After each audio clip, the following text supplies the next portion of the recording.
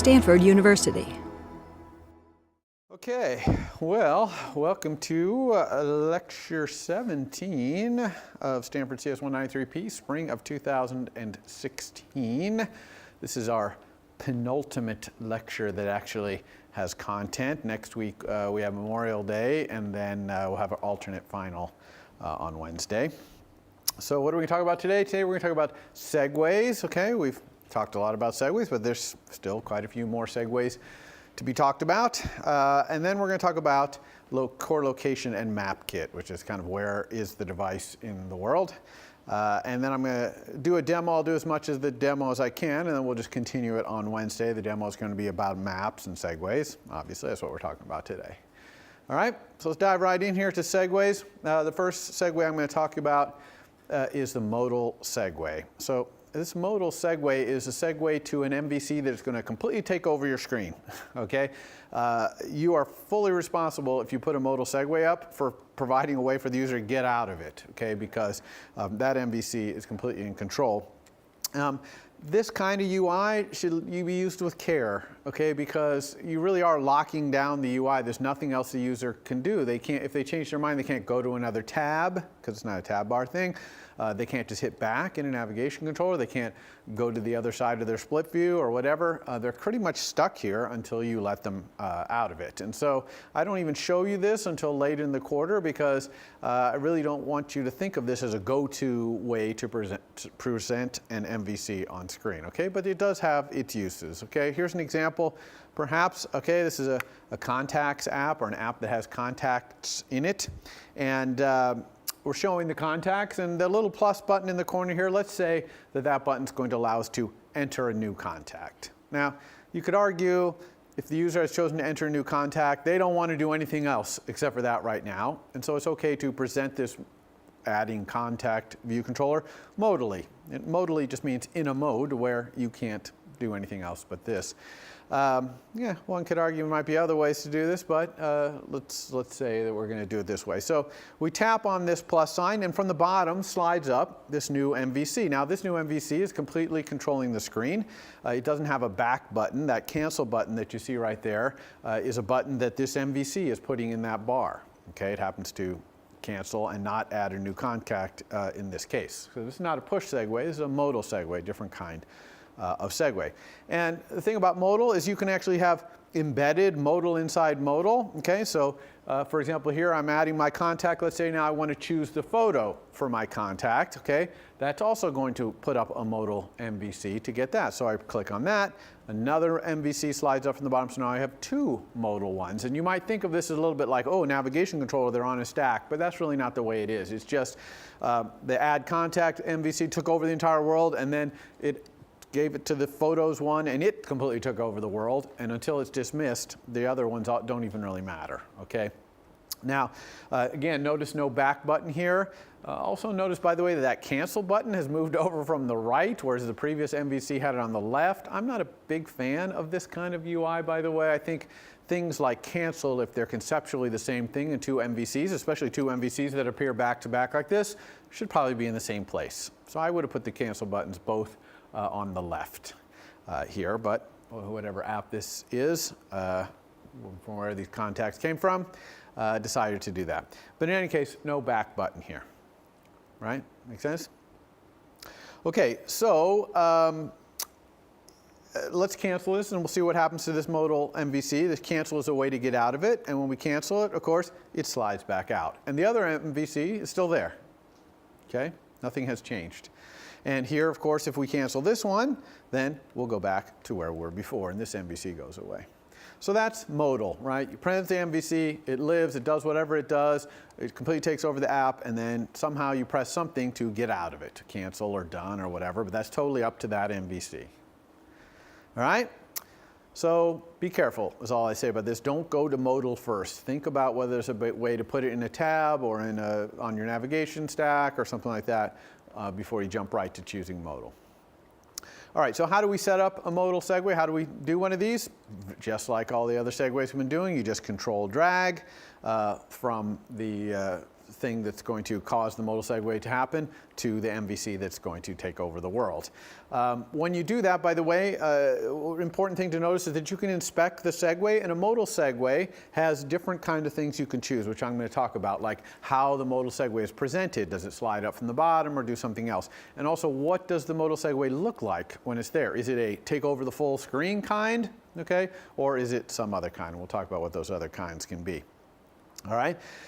If you want to present a modal MVC not from a button, okay, or from a bar button item, you want to do it from something else, of course, you can present it using the normal perform segue with identifier from your code. We've seen a couple of examples of that in the demos, and of course, modal, you can do that as well.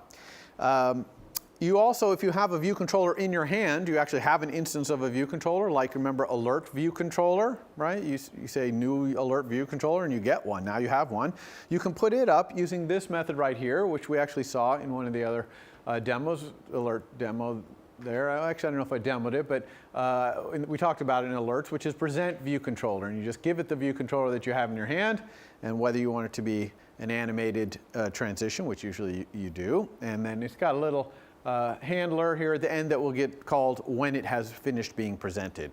You usually don't need that, but just in case you do. All right, so this is how you present something modally. This is only for modal presentations, all right, if you have the view controller in your hand, which is rare.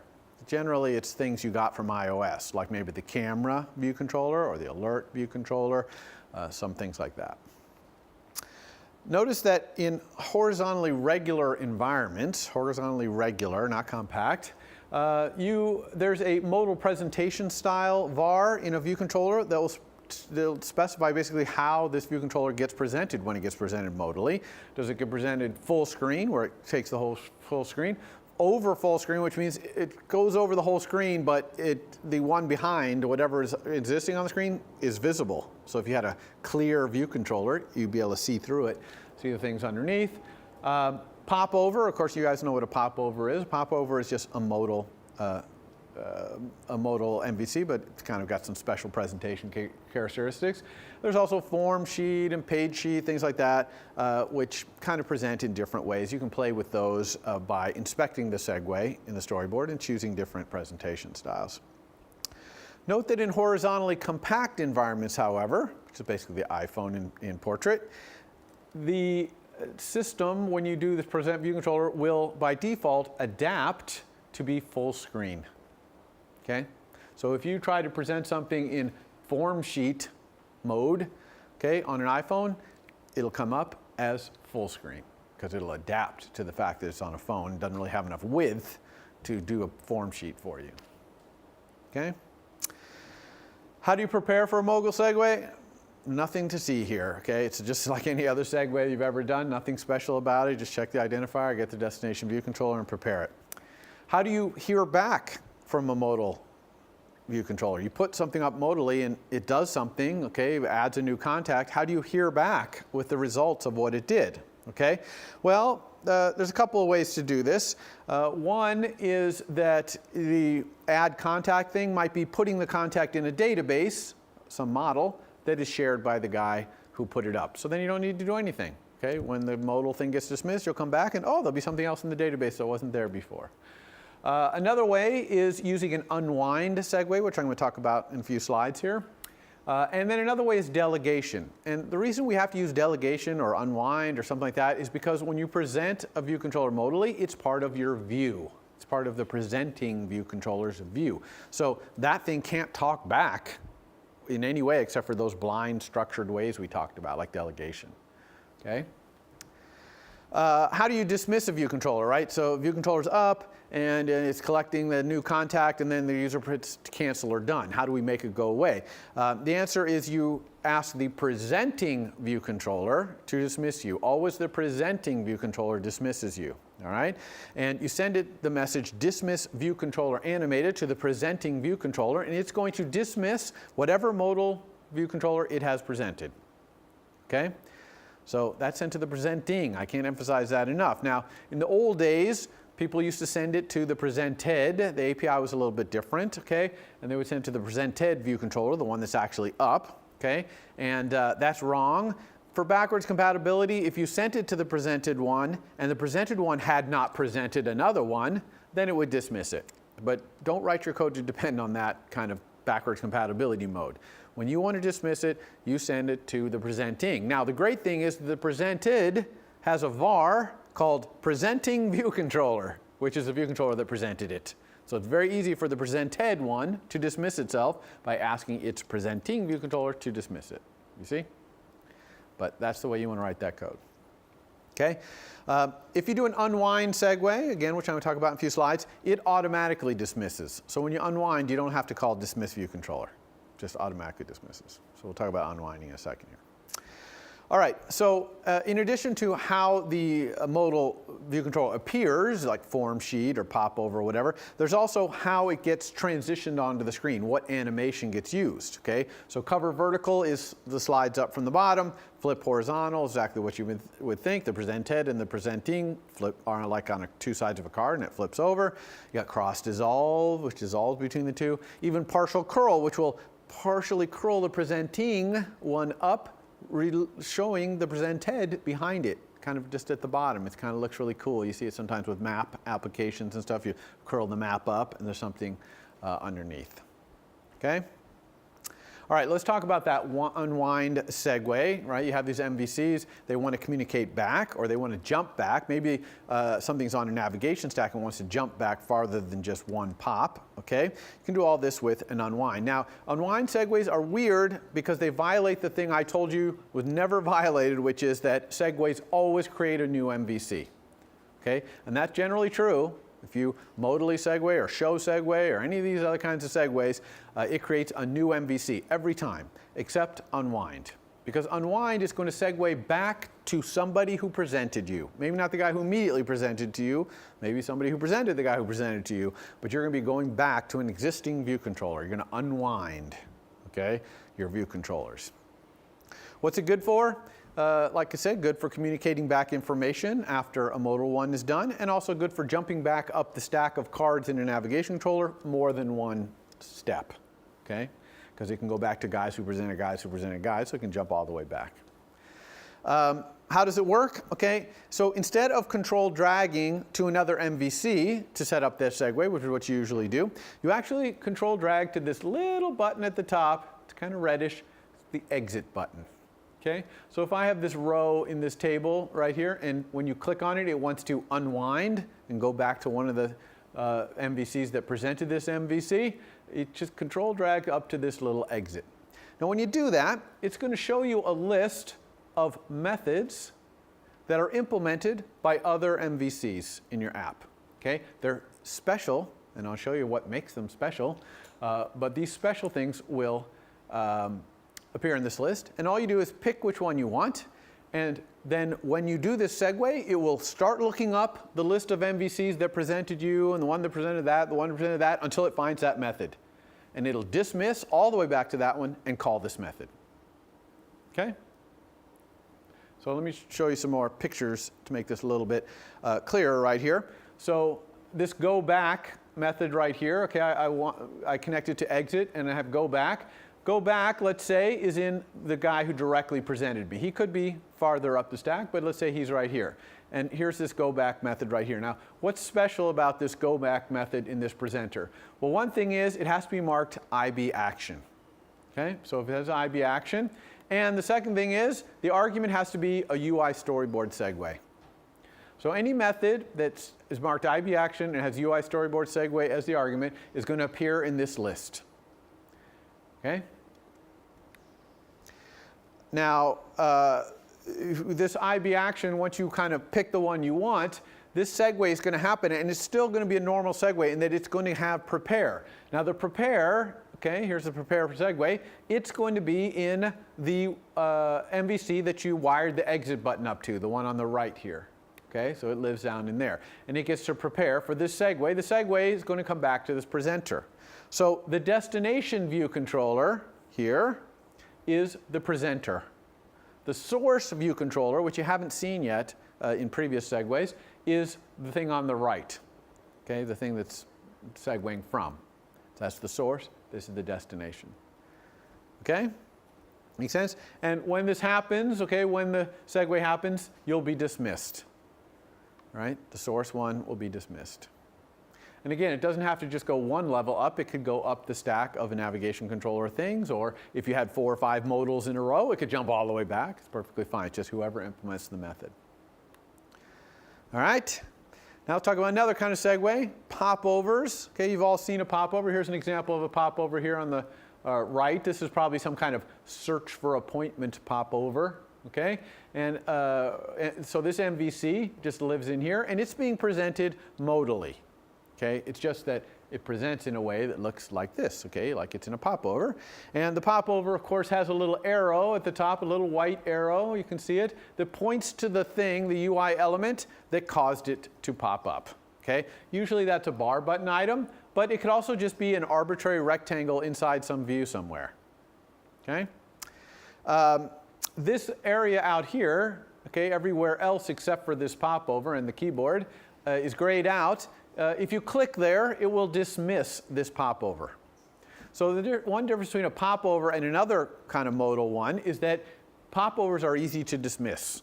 Just click outside of them, you'll dismiss. So you don't need a cancel button in a popover, a modal popover. But it's still modal in that obviously you can't do anything in that grayed out area. You can only do what this search for appointment MVC wants to do right now. Okay, so still modal, it just looks different. Popover is just a presentation style basically for modal. Popovers, you think of a popover as kind of like a navigation controller, or a split view controller, or a tab bar, because it's putting a view controller inside another view controller, but it's not. You should think of popover just as a presentation style for modal. Okay? So segueing to a popover is set up the same way that you set up on a modal one. It's just that when you drag over, you're going to pick popover instead of modal. Okay, when you're in the storyboard and you drag over. Now, an important thing to note when you prepare for a popover segue. This is what's different between a popover and a modal in code. Okay, when you prepare, all presentations of any kind of segue are done by a UI presentation controller. You don't see this. I'm not really talking about this in this class. It's not really a kind of an introductory material. But the popover one has a subclass of that called UI popover presentation controller, and it's the thing that knows how to present as a popover. So it's the thing that knows, for example, where to have the little popover thing point. Okay, that's something that popover presentation controller knows about. So in your prepare for segue, you're going to get this UI popover presentation controller, and I'll show you how to do that. And you're going to use it to configure how the popover presents. Okay? Now, in addition to setting things like where the popover's arrow can point, you can also control things like how the popover adapts to different size classes. Okay? And we'll talk about that in a second too. So here's a prepare for segue that prepares for a popover. Okay? All the green except for what's in this yellow if statement right here, is the same as any other prepare. But when we get down to the bottom here, we're going to get that popover presentation controller by asking the view controller that we're putting up modally, please give me your popover presentation controller. Okay, so that view controller has the popover presentation controller, and we get it. Once we have it, we can do things like configure it, like the permitted arrow directions, which direction we want the arrow to be. We can also specify things like where the arrow should point, all that kind of stuff. Okay, everything you would imagine a popover needs to be configured with. All right, now also importantly, we can set that presentation controller's delegate. Okay, and with that delegate, we control a little bit more about how the popover works. So let's talk about that. What can we do with the delegate? One thing we can do is find out when that popover was dismissed. Okay, so the delegate will be sent this message: popover presentation controller dismissed popover. Did dismiss popover. Okay, so that's nice to be able to know when that popover was dismissed. Another thing is we can control the adaptation behavior when we're in different size classes, like horizontally compact. Okay? So when a popover comes up, as you can imagine, maybe it wouldn't fit in a horizontally compact environment unless it's kind of a small popover. So by default, the system adapts to full screen. So if you have a popover segue and it's on horizontally compact, it gets changed to modal full screen. So it'll take over the whole screen, slide up from the bottom. Okay? Now you might not want that. maybe it is a small little popover, and you do want it to be a popover on iPhone, and you can control that. And here's how you do that. There is a method. Okay, this is a popover. This is actually a presentation controller a delegate method, and you can see it just sends you the controller here and a trait collection. So that's the size classes right here. And you're going to return a presentation style. Now, if you don't implement this delegation method, then in horizontally compact, it returns full screen. Otherwise, it returns whatever it was set up in the storyboard, popover or form sheet or whatever. But if you do implement it, you could return, for example, UI modal presentation style none, which means don't adapt. This is asking for how do I adapt to this trait collection. If you say none, that means don't adapt. Just do the same thing on every single platform. Okay? And so if you do this, then your popover will appear as a popover on your iPhone. Look just like on an iPad. Okay? But it better be small because it doesn't have a lot of room. So this is how you can control that adaptation behavior. Okay? But here's a problem. Let's say you do that. Okay? Let's say you don't do that. Let's say the popover is too big and it comes up full screen. How do you dismiss that popover? Okay? Because it used to be a popover, I could click somewhere else and it would disappear. But now it's full screen. I can't click anywhere else. How do I dismiss it? Okay? That's a problem. What would be really cool is if you could put it inside a navigation controller and then add a little done button, right? At the top. And this method is how you do that. So if you implement the delegate of the popover presentation controller and you implement this thing view controller for adaptive presentation style, it allows you to return a different view controller to present. For example, you might return a navigation controller whose visible view controller is the actual view controller that was inside the popover, you see? And you could add a done button to it or whatever you want. So here you can return. If you return nil here, it's going to just return the thing that was going to be inside the popover. But if you turn a navigation controller or whatever, it'll put that up in the modal adapted. And this only is happening in the adapted case, right? View controller for adaptive presentation style. Okay? All right, very important issue about popover is its size. Okay, iOS implements its size in a very object-oriented way, which is that when you have an MVC that's going to be put up as a popover, the system asks that MVC, what size would you prefer it to be? Okay, because that MVC obviously knows what the best size for it to be is. And it does that via this var called preferred content size. It's a CG size. And you can either set this preferred content size, right? The MVC can set its own preferred content size to something reasonable, or you could actually even override it and have it return its correct size, its preferred size. It's called preferred, by the way, because obviously the system will try to fit it on screen, but if, for example, it's on a horizontally compact and the adaptive thing is turned off, then it might have to jam it in there. It might have to be a little smaller than preferred wants it to be, okay? So this is not guaranteed to be the size. This is the size is preferred. Okay, the last segue I'm going to talk about is embed segues. Okay, these are really, really cool segues. Basically, you could take an MVC, take its view, the top level view, and put it as a view inside the view hierarchy of another MVC. Okay, it looks just like a view in another MVC. It's just that it's completely controlled by an MVC. Okay, really cool. That's why it's called embedded. You're embedding an MVC inside of another one. Xcode makes it really easy to do this. Just go down to your little object palette down there where you get your buttons and stuff and look for container view and drag that into the place that you want this thing to be embedded. It'll look just like a view. You can do auto layout constraints on it. You can put it as a subview of anything else you want. It's just a view, okay? And when you do it, you're going to see this kind of cool look where it puts what looks like a segue thing. Okay, here's the thing. The container is what I dragged out. This segue right here, and here's the MVC. Okay, so here's a normal MVC like in your storyboard anywhere else, and it's got this little segue here. So it kind of seems like a segue, and it is in a sense going to segue to it. It's just that instead of doing it modally or something like that, it's just going to put its view right in here. Okay? Make sense? And you can prepare for that segue. It's a perfectly normal segue. One thing to be careful about this, though, is the view loading timing. Remember that when you're in prepare for segue, none of the outlets of the MVC are set. And that's true with embed as well. All right, so you might have this embed segue has all this cool UI, but none of its outlets are set up. So a lot of times in the embed, when you're preparing for an embed segue, you're just grabbing the MVC and holding onto it with a pointer. And then later, like in your own view did load, okay, your MVC will be loaded by then. Then you can go and set whatever you want to the embedded thing to look like. Okay?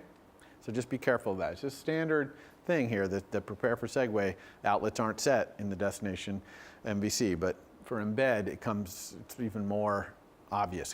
It bites you more often. Okay? So that's segues. Okay, that's all the segues there are. Okay, now you've been covered. Yeah, question? So for the embed segues, if you have existing view controller, can you connect it to the inside, or does it have to look funny? Yeah, so the question is, can I connect just a regular MVC from somewhere like maybe my Cassini image view controller, for example? It's just sitting around there. Could I embed it? And the answer is, yes, you can. Okay, the MVC is in an embedded, there's nothing special about it whatsoever. Okay, it can be embedded just as easily. All right. Core location is my next topic. Okay, we're done with segues. Now we're moving on to core location and MapKit here. So core location and MapKit are really two pieces of the same puzzle here. Core location is the non-UI way to find out about your location. Okay, and then MapKit is the bunch of UI to show your location on maps and stuff. So we're going to talk about core location first because it has a lot of the intrinsic stuff that you need to understand the MapKit stuff. All right.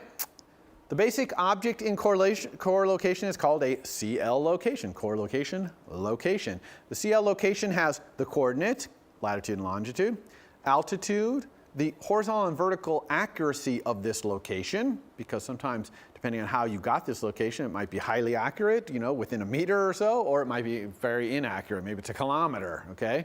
A timestamp, when this thing was taken, you'll see that that's very important. A speed, if the system detected that you were moving at this time that this thing was taken.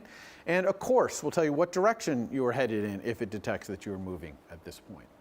Okay, so that's the basic collection of stuff is in a CL location. The CL coordinate, this coordinate thing right here, is a CL location coordinate 2D, which is just a latitude and longitude struct. The altitude is a CL location distance, which is in meters. Okay. Now let's talk about the accuracy thing. Okay. When you are asking for a location and when you get a location, in both cases, you're going to specify an accuracy. Okay? Specifying the accuracy is going to determine what mechanism your device uses to get the accuracy. And then when you get the accuracy back, it tells you kind of how it got it, somewhat. Okay? So we're a little bit abstracting the hardware away from the concept of an accurate measurement of location. Here are the different accuracies that it can have here. Best for navigation, best, nearest 10 meters, 100 meters, kilometer, or 3 kilometers. And as you can imagine, best for navigation is really, really, really, really accurate. It's also really, really, really, really uses a lot of battery. Okay? Basically, you can almost rename these things as lots of battery usage, a little bit less, medium battery usage, not so much battery usage, well, very, very battery efficient by the time you get to the bottom. Okay? It's really, battery is a big deal when it comes to getting your location.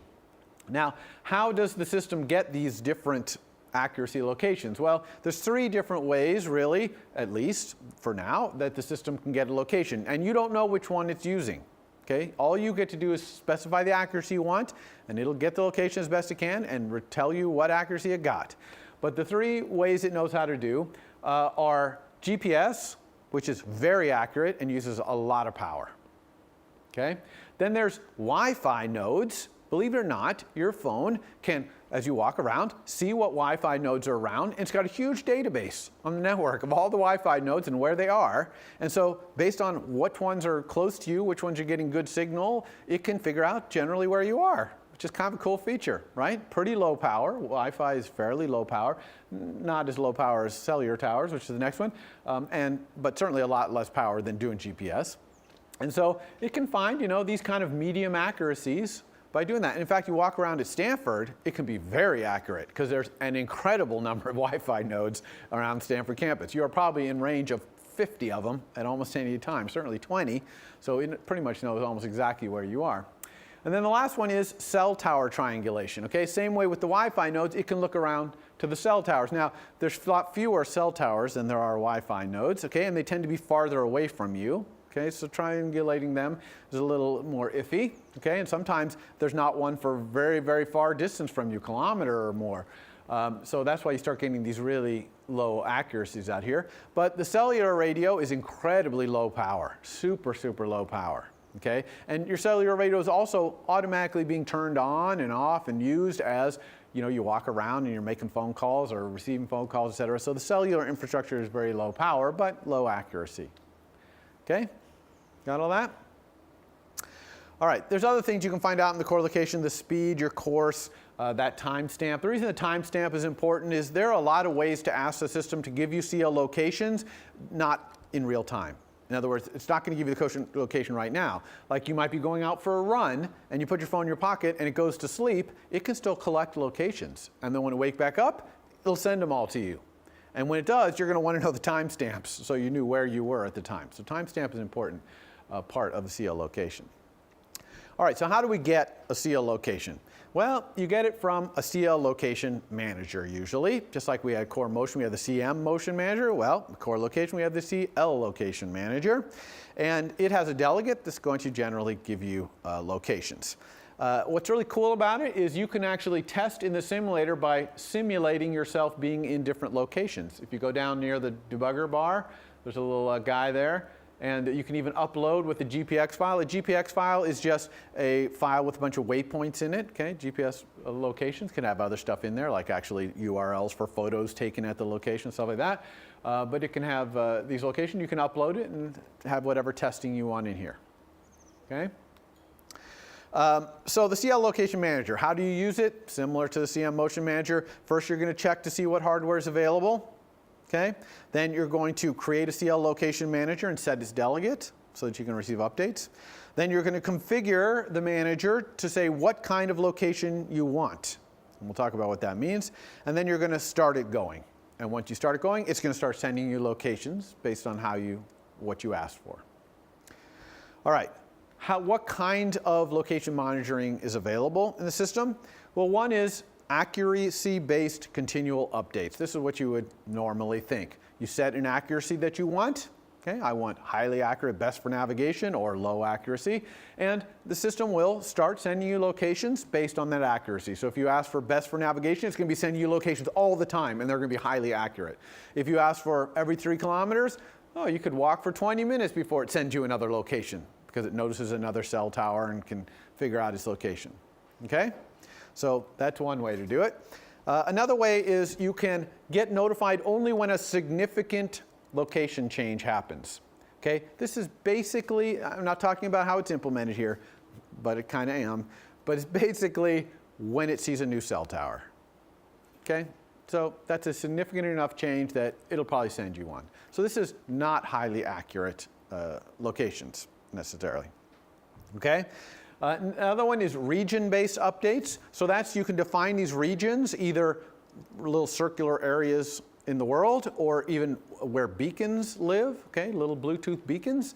And you can get notified when you get close to that beacon or get real close to the beacon or when you walk inside this circular area, okay? And then you also can have your heading monitored. If you change direction, it can send you a new location. All right. So let's talk about how we use CL Location Manager, and then we'll talk about how to make each of those things work. First, we want to find out what our hardware can do. One of the most important things to find out about hardware is whether you're authorized to get the user's location.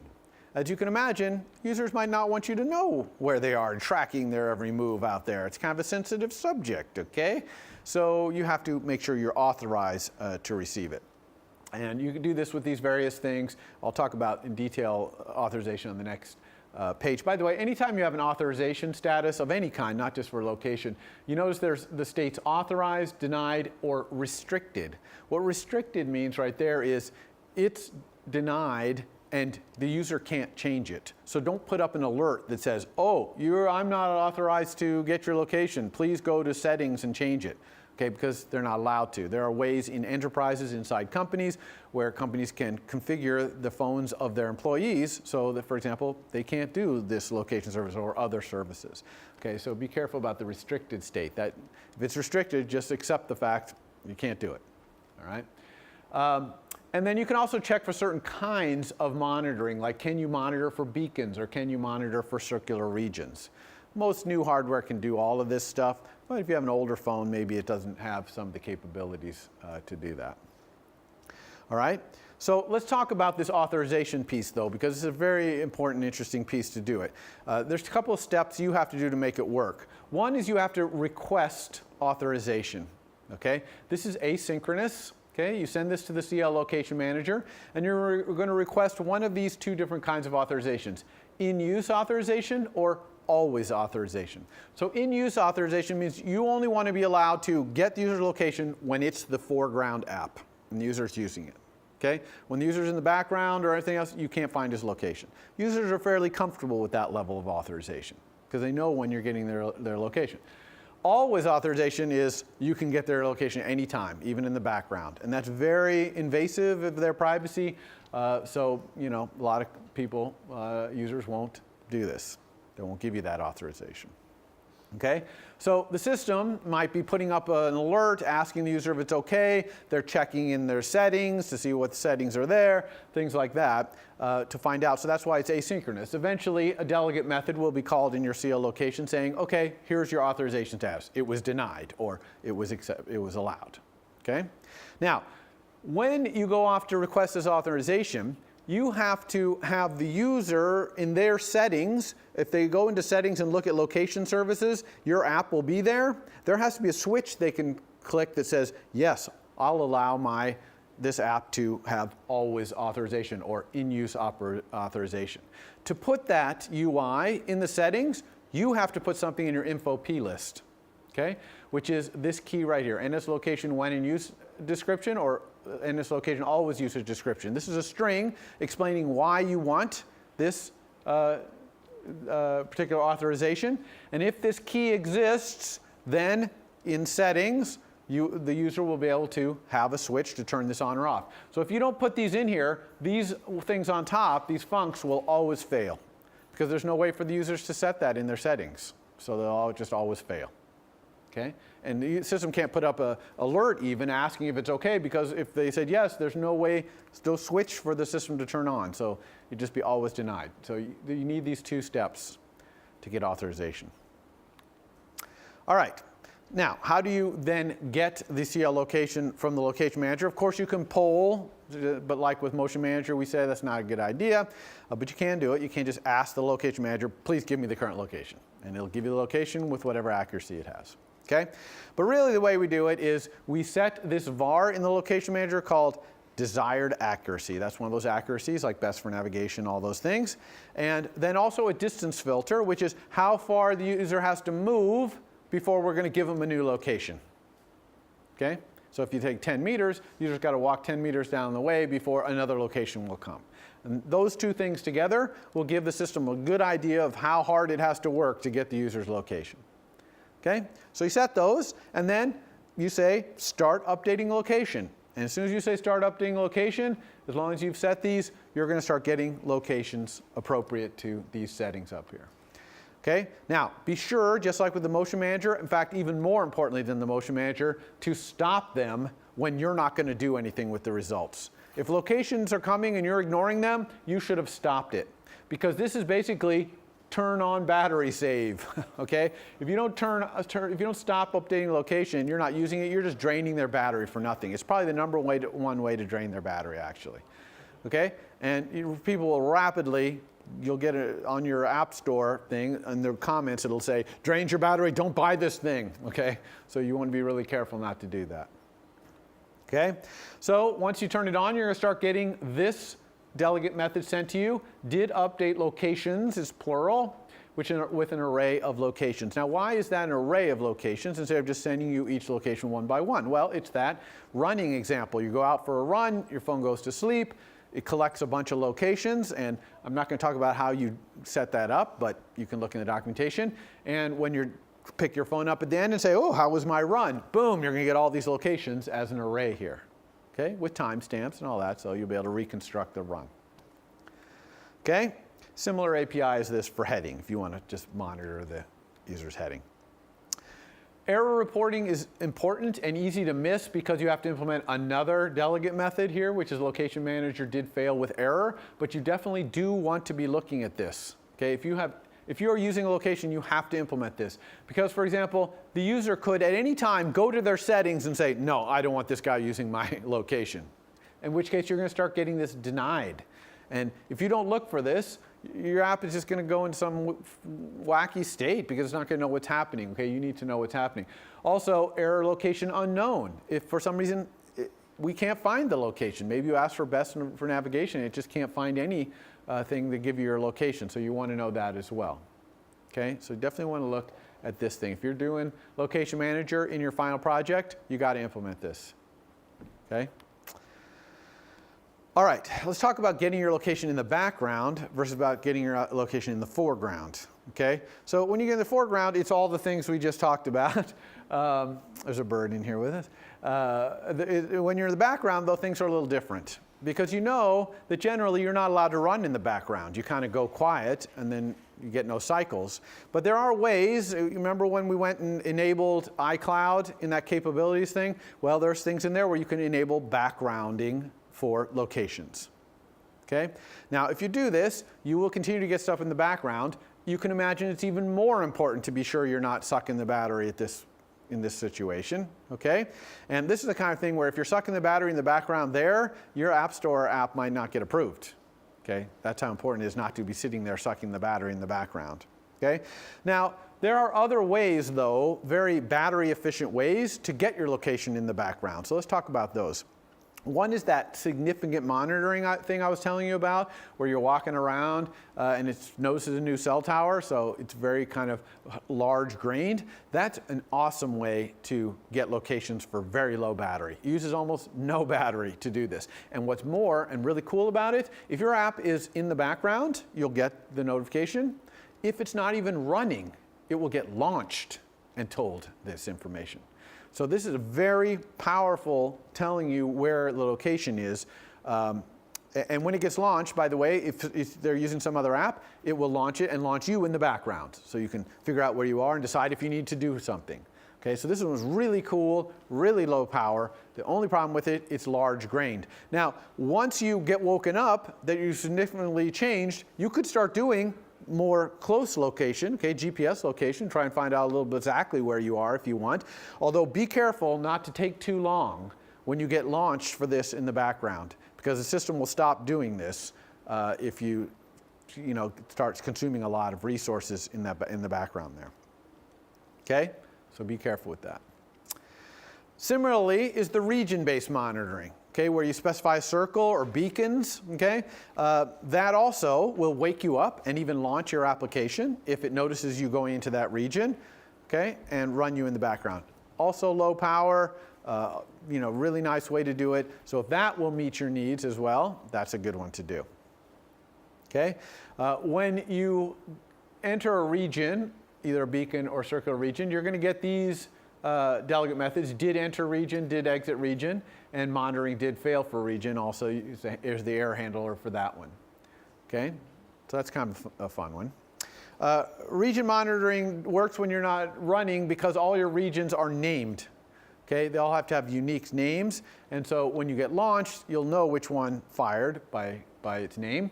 There's by the way, a maximum limit to the circular region called maximum region monitoring distance. You want to look at that. You can't say, when I enter the United States, okay, that won't take that big of a region. It has to be much, much smaller. This will tell you how big it can be. Okay, this is the beacon thing. When you're looking for beacons, what you're really interested in is how far from the beacon am I? Okay, am I close to it, like really, really like next to it, or a little bit far away, or across the ways? So beacons are used for things like you go into a coffee shop, and when you get right up to the register, maybe it offers you a coupon or something like that. Well, it needs to know you're right near the register. But maybe when you just walk in the store, it just gives you an advertisement or directs you to some display. Okay, so the beacon would be sitting maybe near the register, and so this thing is telling you. So that's why we call it ranging. Start ranging these beacons. Now these beacons could be other iOS devices, can serve as a beacon, okay? Or you can even buy these third-party standalone iBeacons, basically, that will act as beacons. If you wanted to be a beacon, okay? That's beyond the scope of this class. I can't really tell you how to do that, okay? You need to get the core Bluetooth framework involved here and check out CB Peripheral Manager. It'll show you how to do it. But it's a little more complicated than I can show in a couple slides. So that's it for core location. Let's now talk about MapKit, which is the UI way of showing location. MK Map View is a UI view that displays a map. Okay, it looks just like the Maps app on iOS. A map can have annotations, like this little red pin down there. Okay, each annotation has a coordinate, obviously the GPS location where that thing is, and also a title and a subtitle. Okay, there's no subtitle shown in this one right here. Okay. The annotations, though, can also have this call-out, this white area. That's not part of the annotation view. That's a call-out that the annotation view brings up. And so we're going to talk about the components of this call-out in a second as well. Actually, let's talk about it right now. It's got a left accessory view and a right accessory view. And these are usually things like UI image views or maybe UI buttons, things like that. Okay? So this is how we're going to build our map UIs out of these components. So how do you create a map view? Really easy. MK Map View, okay, or MK Map View with a frame initializer, or you can drag it out in your storyboard, which is what we'll do in the demo. A map view, how does it basically work? It's got an array, this var annotations, which is an array of MK annotation. Okay? MK annotation is not a class, it's a protocol. So anything could be an annotation on a map as long as it implements this protocol. What is that protocol? It has coordinate, title, and subtitle. Okay? If you implement those three vars, boom, you can be thrown onto a map. You will be an MK annotation. They're all get, see? Var title is an optional string, by the way, but it's really expected to be implemented. Don't ever leave this nil, or system does not like that. Okay? I'm not sure why it's optional. Shouldn't be. And then the core location, this coordinate, remember that's the CL location coordinate 2D, latitude and longitude. Okay? So that's it. So it's got this array of annotations, but you notice this array is read-only. So to add annotations or remove annotations, you have to use these methods, add and remove annotations. Okay? It's generally a good idea from a performance perspective to add all of your annotations that you know about up front. And that's because the annotation views, those little pins, get reused just like in a table view. Okay? So you might as well add them all up front and let the system reuse the pins as you scroll around the world. Okay, it can reuse them. What do annotations look like on the map? Well, we saw it before, right? If you use an MK pin annotation view, which is a subclass of MK annotation view, you get a little pin. It can be red or purple, I think, or maybe one other color. Although it does allow you to even change this image if you don't like a pin. You can change it to something else. And when you click on a pin annotation view, you get this callout, and that's what the callout looks like. Okay? So what happens when you press the pin besides this callout coming out? By the way, this callout only comes out if can show callout is true on the MK annotation pin annotation view. Okay, so you have to have that be true. So this will come up, but in addition to this appearing, a delegate method will be sent to the map view's delegate. It's called map view did select annotation view. Okay?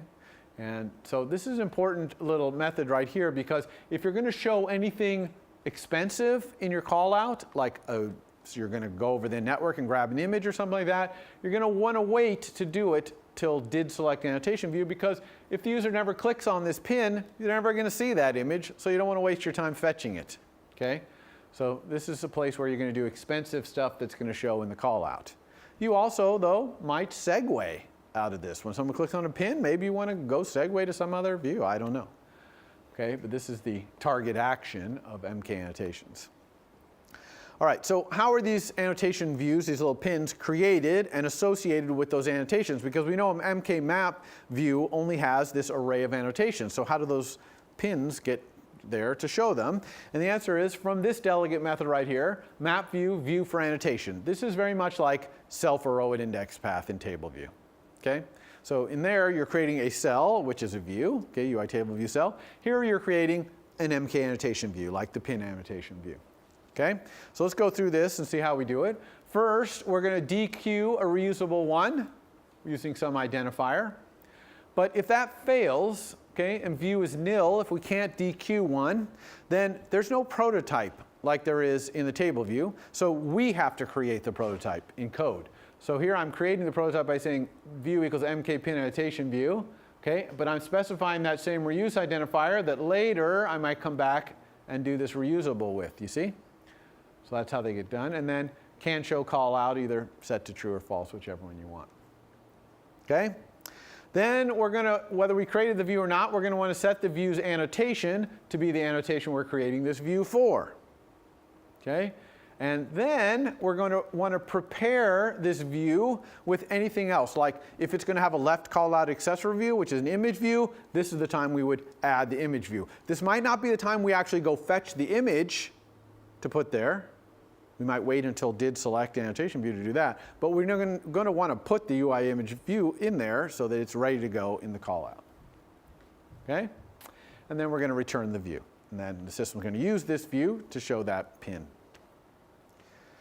Okay, interesting properties on UI annotation view. We already talked about the left and right callout accessory views, which are just views.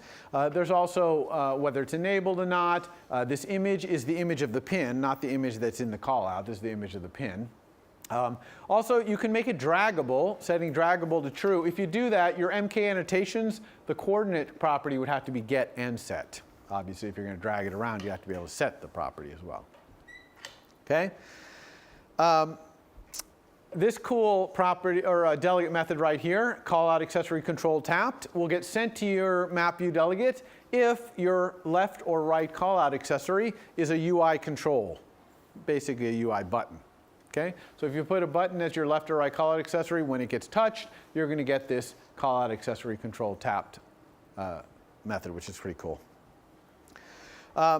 In did select annotation view, we talked about the fact that this is where you might want to create your image or even fire off a thread or queue on a different queue, fire off a request to go get the image. When it comes back later, you'll have to load it up into the accessory view. Okay? Just like when you're scrolling around in a table view, realize that if you're scrolling around on the map, you might fire off a dispatch async here to go get this image, and when it comes back, that image is no longer being displayed in this callout accessory view because it gets reused, right, by other ones. So be careful about that. The map, you can configure the way it displays. This is a var on MK map view. You can do standard, satellite, or hybrid. So standard is like streets and things like that. Satellite is like Google Earth type thing. And then hybrid is a mix, an overlay of those two things. You can also show the user's current location on the map just by saying this bool to true, and it'll show it. I think the user's current location is blue, or maybe it's purple, I don't know. But it'll just show on there. You can also get the user's location as well as an MK user location, which is just a thing that implements the MK annotation protocol. You can also restrict scrolling. Okay, maybe you don't want the 3D mode. If you don't want 3D mode, set pitch enable to false, and it won't pitch up to show you 3D maps. You can control the camera. If you do allow 3D, you can control where the camera is pointing using this API right here. That's kind of fun. You can also say what part of the world is being shown with this MK coordinate region, which is just a latitude, longitude, and a span, okay, which is a number of meters. Okay, so it shows that, it'll show that part of the Earth. Actually, it's not even meters. The span is a delta of latitude and longitude, how many degrees of latitude and how many degrees of longitude to show. Okay. What else we can do here? I just want you to note that there's a whole bunch of C-like functions, okay? They're Swift global functions. They're not methods that you can do to convert like from map coordinates to view coordinates and things like that. So make sure you take a look at these and understand all these. There's probably about 15 or 20 of them that will help you do conversions. There are also some methods that will do it as well in MK map view.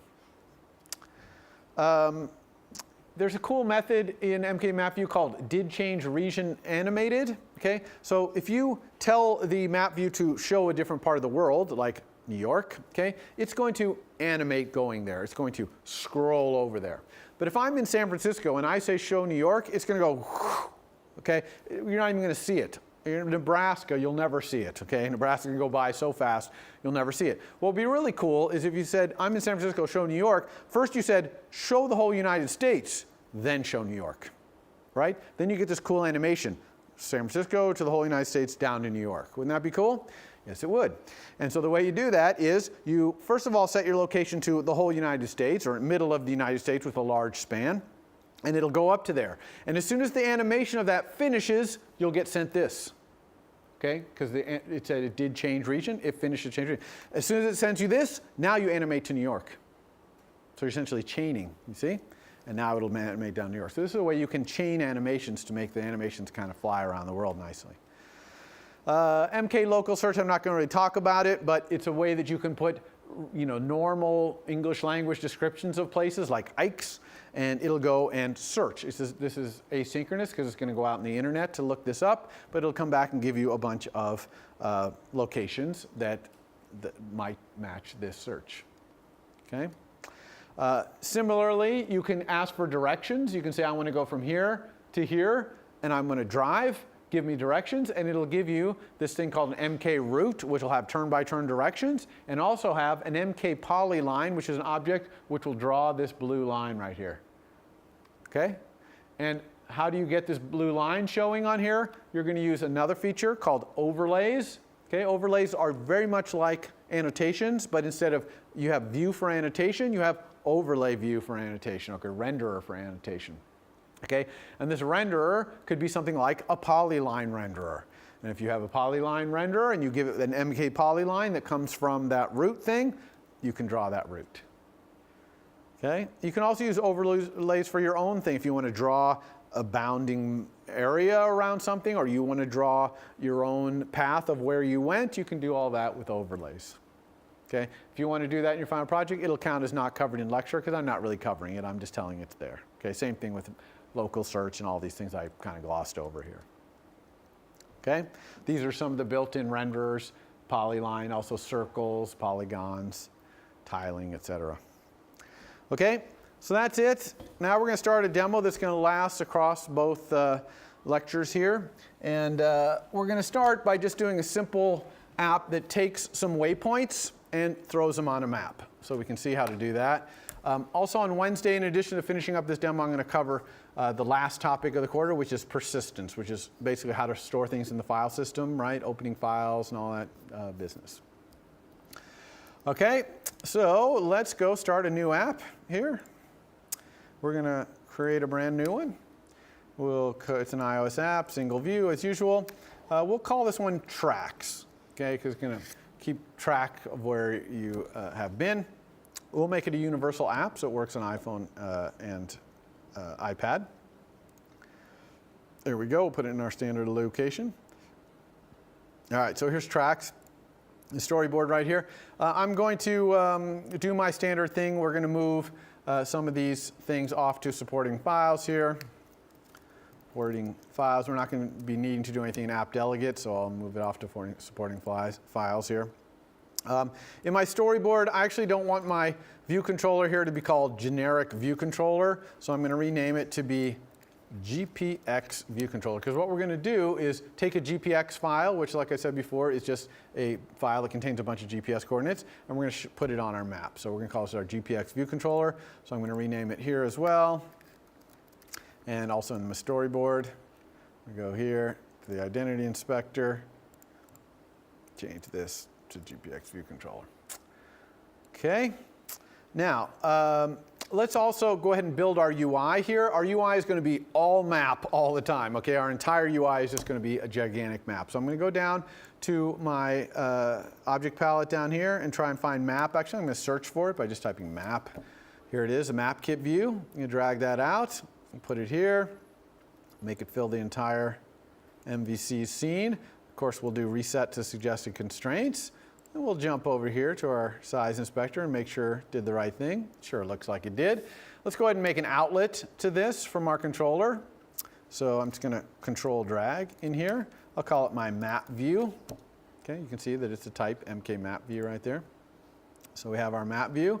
Let's go ahead and when our map view is set, let's go ahead and configure our map view what we want it to look like. So how about the map view's map type? Oh, and see, it's not doing escape completion here. Why not?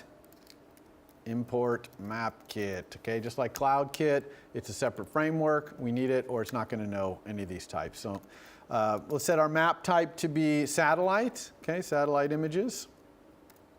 Let's set our delegate. Of course, nothing works in a map view without a delegate, so we absolutely have to be a delegate, and that means we'll have to be an MK map view delegate. All right, so we have our map view set up here nicely. Oops. Okay, so now we need our model. What's going to be our model to this thing? It's going to be a GPX URL.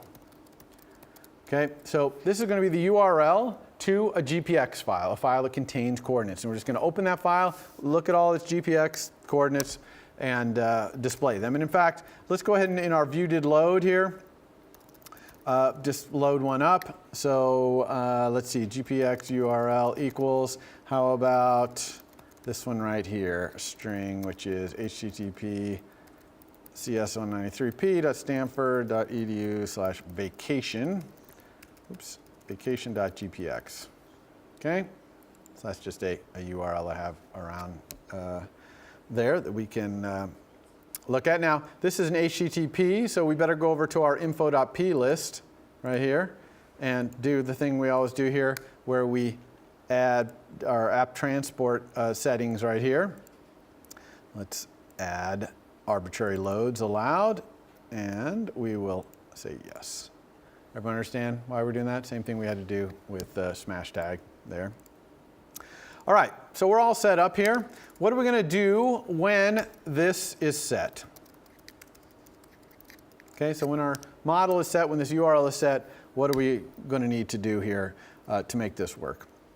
Well, if they set the URL equal to something, so they didn't set it to be nil, let's say, then what I need to do is parse this file, this URL somehow. And to do that, I'm going to introduce a little class that I wrote called GPX, which will parse a GPX file and then give you all the waypoints. Okay, so let's go ahead and grab that file. It's right here. It's called gpx.swift. Copy it in. Take a brief look at this thing, what it does. All right, here's GPX. Let's go ahead and look at it just at its generated interface here.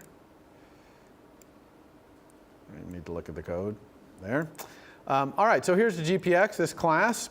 And the main thing it has is this var waypoints, which is a array of GPX waypoint. Let's go look at the GPX waypoint. That's right here. So the waypoint is latitude and longitude, of course. Kind of some information about this waypoint, the date the waypoint was captured. And it's also an entry. This waypoint is also an entry, which is this thing. The entry can have any number of hyperlinks. So these would be like URLs to photos or video that I might have taken at this location when I was on my trek or whatever. Also, it has a name, which is the name of this waypoint. Okay, may or may not have a name, but if it does, this is the name. Okay, these links, by the way, these GPX links is right here. It's basically just URLs, hrefs here. Okay. All right, so that's it. That's all this thing does. The main thing is this array of waypoints. Okay, so let's go back to our controller here. So we do this GPS parse. Notice that this parse method in GPX is asynchronous. It parses that file, and then later it calls you back. It's a very nice asynchronous method in that it always calls you back on the main queue. Okay, so we don't have to dispatch async or anything here. And the only argument that's given when you do it is a GPX, which is an instance of this class, and it has those waypoints. Okay, so what are we going to do with these waypoints when they come back? Well, if it was able to parse it, basically if this thing came back and it wasn't nil, then we're going to add these waypoints to ourself. Waypoints. Okay, so we're going to have to do this method here. Also, every time someone said it, I'm also going to clear any waypoints that I already have. So I'm going to implement these two methods right here. Okay, everybody cool with that? So we're just getting those GPS waypoints out of this GPX file. So we're going to implement these two methods. So let's do private func clear waypoints. Okay, so for clear waypoints, I just want to remove all the annotations off my map. Remember, the map just shows annotations, so I'm going to remove them all. So I'm going to say map view, remove annotations, which is the map view's current annotations. Okay, whatever the map view currently has. Notice I'm doing this map view question mark here. That's because if this happens in like a prepare for Segue or something like that, then my map view wouldn't be wired up yet, so I don't want this to fail. I just want to do nothing. So that's why I'm doing map view question mark. Okay, and then we have the add waypoints, private func add waypoints. And this one is going to take an array waypoints, which is an array of these gpx.waypoint objects. Okay, so what do we want to do in add waypoints? Well, we just want to add them as annotations. So I'm just going to say add annotations, these waypoints. Right, map view. Another thing I'm going to do is there's a way in the map view to say show me all of these annotations. You say show annotations, and it takes some annotations, and I'll just give it those same waypoints. And I'll say animated true. And what this will do is zoom the map to show these annotations. Okay? Now, a couple errors here. What are these errors? Cannot convert value of array of GPX waypoint to expected argument, which is array of MK annotation. Right? I said that the map view takes MK annotations, and these are GPX waypoints. They're not MK annotations. But we can easily turn a GPX waypoint into an MK annotation as long as we get it to implement those three methods, right? So how are we going to do that? Well, let's create another little file, and we're just going to add protocol conformance via an extension, which I talked about early in the quarter, but we haven't seen it actually happen. So here I'm going to create a Swift file. I'm going to call it mkgpx because it's MK annotate MapKit stuff having to do with this GPX class right here. And I'm going to import MapKit. MapKit. All right, and what am I going to do? I'm going to create an extension to gpx.waypoint. And it's going to implement the protocol MK annotation. That's what this extension is going to do. So this is how we can implement a protocol via an extension.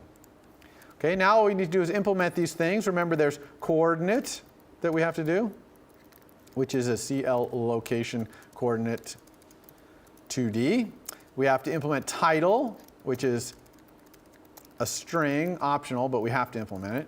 And then there's subtitle, which can be any subtitle information we want, okay, which is also a string. So we just have to implement these three things, and then we will have successfully added the MK annotation conformance to waypoint. So how are we going to implement these things? Okay, well, coordinate, this is not coordination, this is coordinate, okay? The coordinate is easy to implement because the GPX waypoint knows latitude and longitude. So I'm just going to create a new location coordinate 2D. Okay, and it's going to have latitude, which is the latitude. It's green there, you see, because it's a var in this class. And then longitude. Okay, so that was easy. How about the title? Well, all these GPX waypoints have that name, so I'm just going to return the name of the GPX waypoint. And then they also have this thing called info, which is just kind of information about the waypoint. That would be a good subtitle. Okay, so just like that, I've turned GPX waypoints into MK annotations. And this is how you use the map. You take usually something you already have and make it implement this. Now, you could create a new class that all it does is implement MK annotation. That's fine too. But generally, you usually have something lying around that you can turn into an MK annotation. And notice as soon as I do that, no more errors here. Okay, because this is now an array of MK annotation. Okay, all right. So let's go ahead and run this. See what happens. Let's go here, iPhone 6, run. See if it can open this GPX file up and show us these waypoints. Sure enough, there it is. And it even did that show annotations right here. Okay, that zoomed to where it is. So it's showing all the annotations it found in that GPX file. Let's see if we can see where we are here. We'll zoom out. Looks like we are in Anyone know where that is? Recognize that coastline? Canada. Yeah, there's the United States. Here's Canada. Okay, so here we are. We got these things in Canada. Now, if we click on some of these, let's click on some, see what happens. So I click. Notice we get the name and the info, right? The title and the subtitle. Got it? Now, I happen to know that this GPX file has URLs of photos that were taken at all of these locations. Okay, so the next thing we'd like to do is see those. Okay, and what I'm going to try and do is put them as a thumbnail image inside my left accessory view of these callouts. Now, to do that, we're going to need to override or implement that method view for annotation. Notice that we didn't implement view for annotation, which is like self-heroic index path. And when you don't, you get this really simple callout that has no left or right accessory view, it just has the title and subtitle. Okay? But we need to implement it so we can put a left accessory view, which is going to be a button. I'm going to have it be a button because I'm going to want to be able to click on it and segue to show me the image later in the demo, probably next lecture. All right, so how are we going to do this? Well, we have to implement that method view for annotation. So see if we can find it. There it is. Okay, MK map view for annotation. Okay, it's asking us to provide an annotation view for this annotation. So first, I'm going to see if I can get it. And I'm actually going to do something kind of interesting here. I'm going to type this. Now, normally you would say, oh, why are you putting a type here? Because you could just say view equals something and it would automatically infer the type. Well, the reason is because I want it to be implicitly unwrapped. Okay, if I didn't put this here, okay, then it would be an optional because the thing I'm going to call returns an optional. But I want it implicitly unwrapped so the rest of my method looks nice, the code in the rest of my method. Okay, so what am I going to do here? I'm going to ask the map view to dequeue a reusable annotation view with an identifier. Now, to be nice, I have some constants. Let's put them at the bottom here. Okay, so here's my constants that I have, and I have a constant for the reuse identifier here. Call it waypoint. So I'm going to go here and say constants.annotation reuse identifier. Okay, so that's dequeuing it. Now, what if this is the first pin it's ever doing? It's not going to be able to dequeue. There's no pins to reuse. There's none that were used and now left over. So now we're going to have to say if the view equals nil, we have to create this thing because there's no prototypes like table view. So I'm going to create the thing by saying I want an MK pin annotation view, and the arguments to initializer here are the annotation, which is this annotation right here. That's the annotation we're creating a view for. And we want to use the same reuse identifier right here because in future we want this one that we're creating to be in the reuse queue. Okay? And I'm also going to say that we can show callouts. Okay, because by default, I believe if you create an MK pin annotation view, it won't show the callouts when you click on it. So I want to make sure it does show the callouts because that's where my left accessory view is going to be. Otherwise, if I was able to dequeue one here, then I need to change the annotation in it to be this annotation here. Okay? All right, now we've got this view. This is basically exactly what's happening if we don't implement this method. Okay? And in fact, if I run this, if I just return this view and run it, you're going to see it looks exactly the same. Okay? The system basically will do exactly this for you, see, if you don't implement it. Okay? So it's doing exactly the same thing. So now let's add this left annotation view, which wants to be a UI button. So how are we going to do that? Okay, well, let's just first of all, let's set the left callout on accessory view to be nil, because I'm only going to put this little button in there if the GPS waypoint has a photo. If it doesn't have a thumbnail image, I don't want that button to be there empty. So first of all, I'm going to clear it out. Okay, then I'm going to say if I can get the waypoint, which I always should be able to because it's just the annotation as a GPX waypoint, right? That's what the waypoint is, this annotation. All of our annotations are that. So as long as I'm able to get that waypoint, which I should be able to, then I'm going to, if the waypoint has a thumbnail URL, if that doesn't equal nil, now this is something I'm going to have to implement, okay, because it doesn't have that method, so I'm going to have to implement that method. Then I'm going to set my left callout accessory view to be a UI button.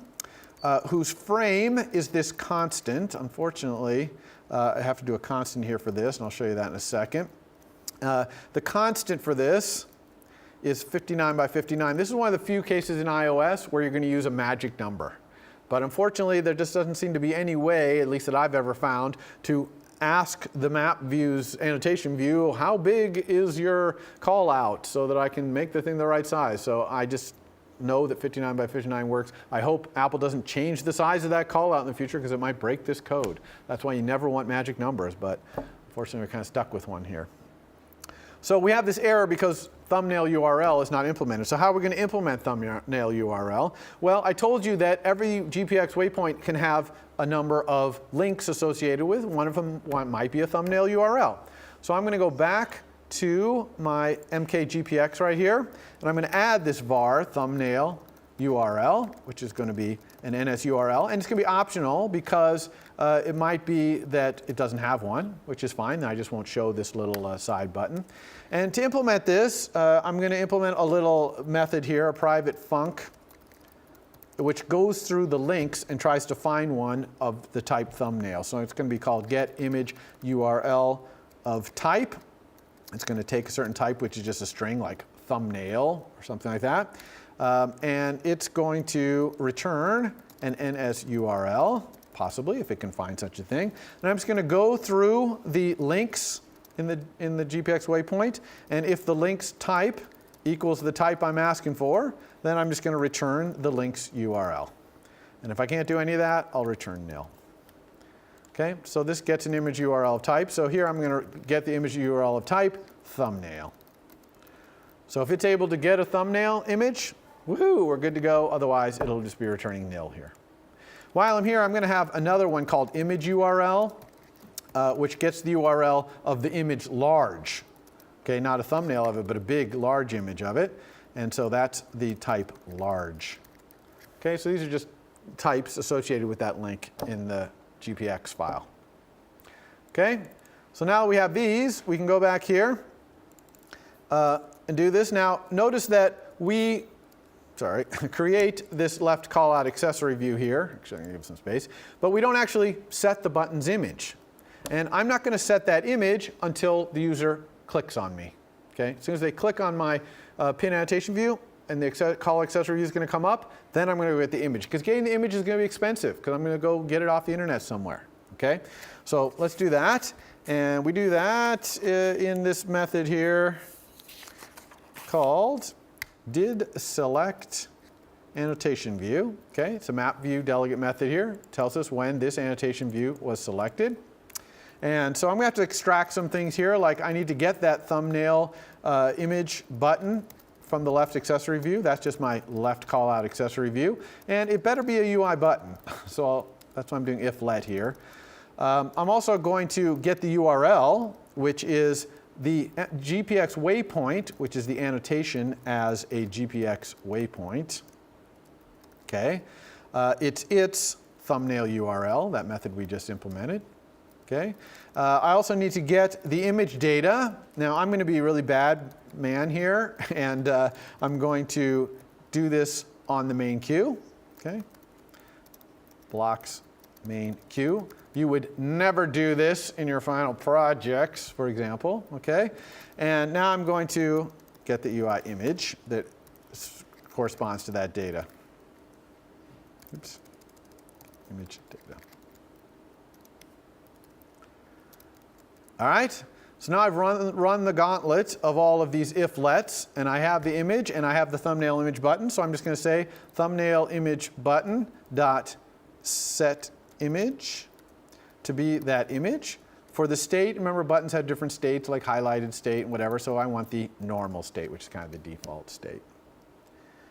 Okay, so let's go ahead and run that.